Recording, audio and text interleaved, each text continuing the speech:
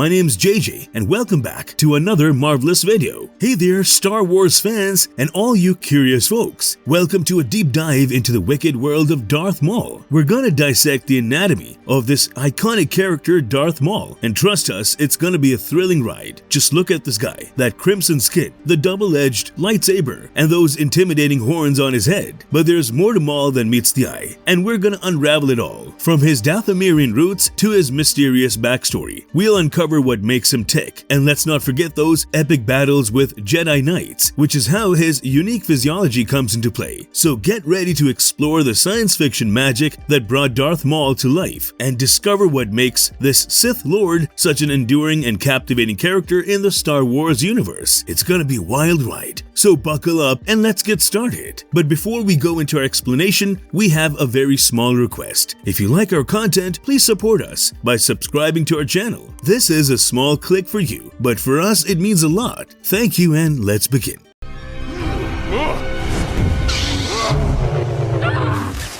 Who is Darth Maul? Which species does he belong to? Alright, so let's talk about Darth Maul, the guy with that double-blade lightsaber, right? He was born way back in 54 BBY on a planet called Dathomir. His mom, Mother Talzin, was a big deal among the Night Sisters, who were like the top-tier ladies on the planet. But Maul, he was a Night Brother, kind of the male version, and they weren't in charge like the gals. Maul once claimed to have an actual name other than his Sith one. However, he confessed, much to everyone's surprise, that it had slipped from his memory. Imagine that. It was probably in the distant past, back when he was nothing more than a Dathomirian Zabrak, a species that is practically near human and notoriously carnivorous. Moreover, impressive horns adorned his head, an iconic feature that made him stand out from the rest of the Sith. Plus, Zabraks had not one but two hearts. Talk about toughness. Maul and his little siblings grew up in the Night Brother village, but Mama Talzin was always off with the Night Sisters. Hence, Maul had to take care of his younger, weaker brother. And get this, he had this connection with nature and the forest, which was probably because he had the Force in him. But even as a kid, he had some serious anger issues. Like he couldn't shake it, not even in those deep caves where they lived. Crazy, right?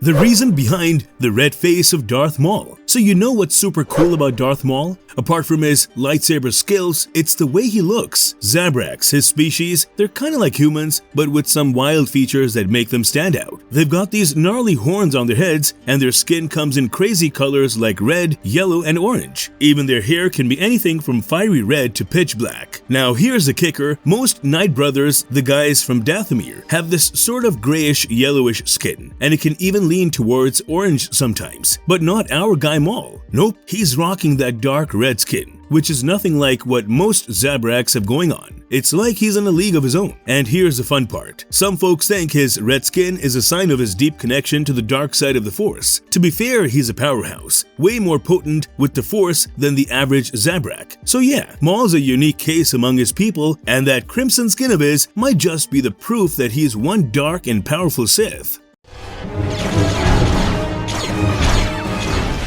The mysterious facial tattoos of Darth Maul. Let's talk about those badass tattoos on Darth Maul's face and body. Zabraks, including Maul, get these inkings during a rite of passage when they hit puberty, once their horns start popping up. These tats aren't just for show. They can symbolize all kinds of stuff, like family lineage or maybe just something personal. Now, in the original stories, it was actually all about the Sith and Sidious giving Maul his tats. They found him as a red-skinned kid with horns and went to work with their markings. But back then, the writers didn't know Dathomir was gonna be such a hot spot in later tales. Fast forward, and it turns out, in the revised versions, Mama Talzin was the one who tattooed him when he was barely a year old. Talk about getting inked early. See, the Dathomirian Zabrak guys loved showing off their warrior status with these tattoos, and Maul was no exception. But here's the twist. There have been some wild theories to make sense of the different versions. Some say Maul had his facial tattoos when he met Sidious, and then the Sith added the full body ones later. And in another wild theory, they claim Maul had his original tattoos removed when he joined the Sith and got new Sith-themed ones. Talk about a makeover. It's like the Star Wars version of a tattoo parlor drama. Only the strongest shall rule. The origins and significance of Darth Maul's distinctive horns. So Dathomirians are a mixed bag. The males have those fabulous horns on their heads, but the females don't. But here's where things get interesting. Zabraks hailed from a different planet, Iridonia, and they all have those sharp, jagged horns. Now, some Zabrak colonists made their way to Dathomir and mixed it up with the human folks there. The result? It was a combo race, where the guys ended up with the horns and the gals didn't. You see, that's how Darth Maul's whole Dathomirian Zabrak label comes into play here. Here's the kicker: these horns start growing during puberty, and the patterns can vary. It's like a sign that their big coming-of-age ritual is on the horizon. And get this, different Zabrak subspecies are identified by the unique horn patterns they rock. So when you hear of Darth Maul, the Dathomirian Zabrak, it's all about those distinct horns that set him apart from the ladies and make him look extra menacing.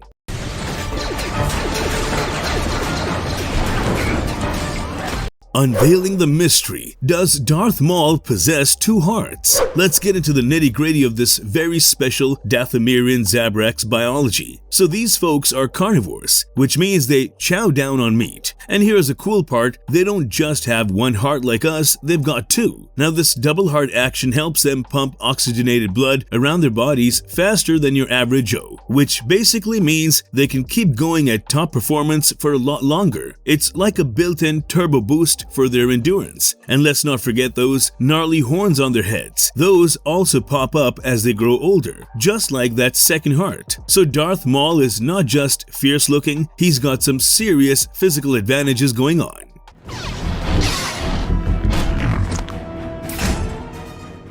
Does he have cybernetic legs? Now here's where Darth Maul's story takes a wild twist. And trust us, it's a roller coaster. So Maul was already a tough cookie, thanks to his Sith training and his unique Dathomirian Zabrak setup that let him handle pain like a champ. But then he ends up in Lotho Minor, and things get really crazy. His long-lost bro, Oppress, tracks him down with a bit of help from a Night Sister talisman containing Maul's blood. And get this, Maul didn't even know he had a brother. So it was one big shocker. When Oppress asks Maul what happened to his legs, he remembers it was a Jedi who did the damage. Now, here's the thing. Maul was stuck on a junkyard planet, so he had to improvise. He cobbled together new legs from old droid parts and whatever mechanical scraps he could find. The problem was that the options weren't great, so he ended up with these spider leg contraptions. It's like something out of a sci-fi nightmare. But wait, there's more. Oppress brings him back to Dathomir, where Mama Talzin works her magic.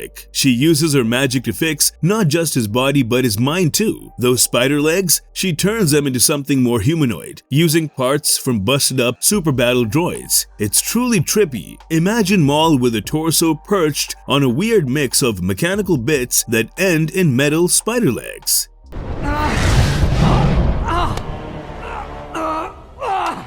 Does he know any magic like his mother? To answer this, let's dive into Maul's family tree. We already know that he comes from a long line of influential ladies known as the Night Sisters of Dathomir. His own mom, Mother Talzin, was like a big deal in this group. They were all about this mythical power called magic, and Dathomir was just oozing with it. They used this magic to tap into the dark side of the Force for their own purposes. It's a whole different ball game from the Jedi and Sith. Now here's the twist. The guys on Dathomir, like Maul, they didn't mess with magic. That was strictly a woman thing, which is why the ladies were the bosses on that planet. Plus, even if he did want to learn, Maul was handed over to Darth Sidious when he was just a little kid. So he didn't have much time to pick up the magical tricks from his mom before he left his homeworld for good. But here's a fun fact. Maul did have this one-time run-in with Dathomir magic. He tried this risky ritual where he summoned some Night Sister spirits. These spirits demanded a pretty creepy payment, blood and flesh. Maul managed to dodge the bullet and got the info he needed. It's like a spooky side adventure in his already crazy life.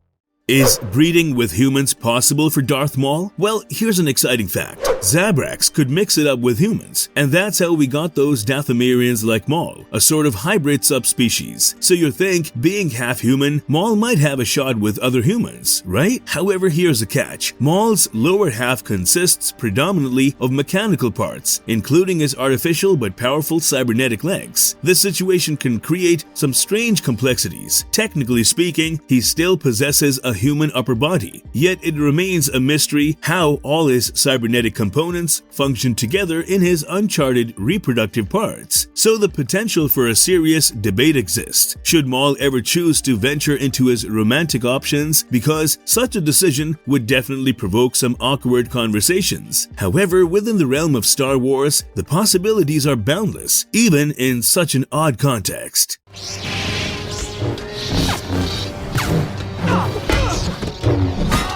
Is Darth Maul truly immortal? Let's talk about how Darth Maul met his end at the hands of Obi-Wan Kenobi. It was a showdown for the ages. So Maul makes his move, and Obi-Wan, being the Jedi Master he is, strikes down hard. His lightsaber goes right through the hilt of Maul's weapon, and it's a fatal blow, slicing into Maul's chest. Maul, totally shocked, looks at his wound and drops to a knee, but Obi-Wan catches him before he hits the ground. Maul knows he's a goner this time, and it's like he finally makes peace with it. After all those years of anger and torment, he passes away without a fuss. To give him a little respect, Obi-Wan closes his eyes and even builds a funeral pyre for him. It's a moment of honor for a fallen enemy. Later, Obi-Wan looks back on it when he's become one with the Force. It's one of those moments that reminds you that even in the Star Wars universe, there's room for mercy and closure. So ultimately, although he was extremely powerful, Maul wasn't immortal and faced the same tragic fate as every other mortal in the galaxy.